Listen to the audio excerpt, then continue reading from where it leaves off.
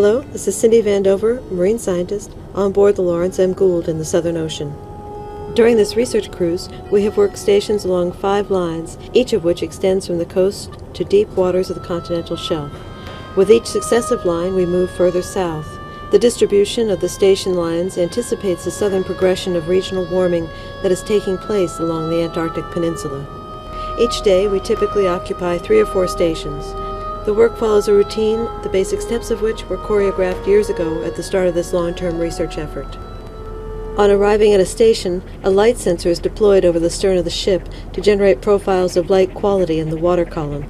As the light data is being collected, a water sampler is prepared for deployment.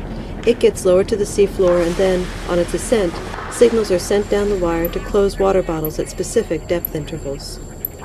As soon as the water bottle rosette is back on deck and secure, the science party draws off water samples and carries them to various laboratories.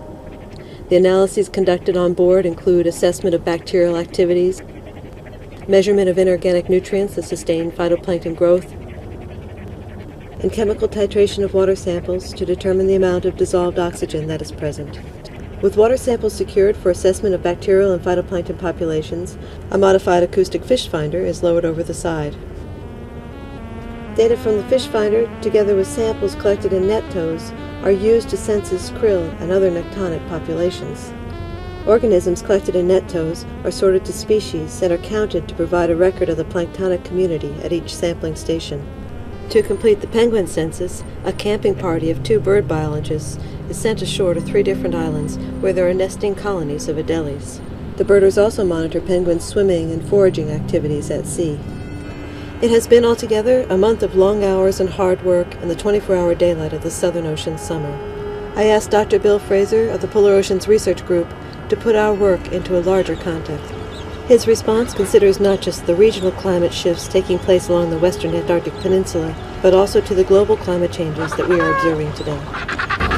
We have a long-term enough perspective on the history of our planet, and I'm talking about geological time, that we know that every time that temperatures on this planet have changed, there have been repercussions to ecosystems. And depending on your perspective, those repercussions were either good or bad. But never in the history of our planet has climate change taken place with 6 billion people dependent on those ecosystems. So we are now in a position to understand what climate change can do. How is our system going to respond with the added stressors of 6 billion people? So that's why I think it's important to understand that it's going to affect us in a major way, and there is no prior model for that.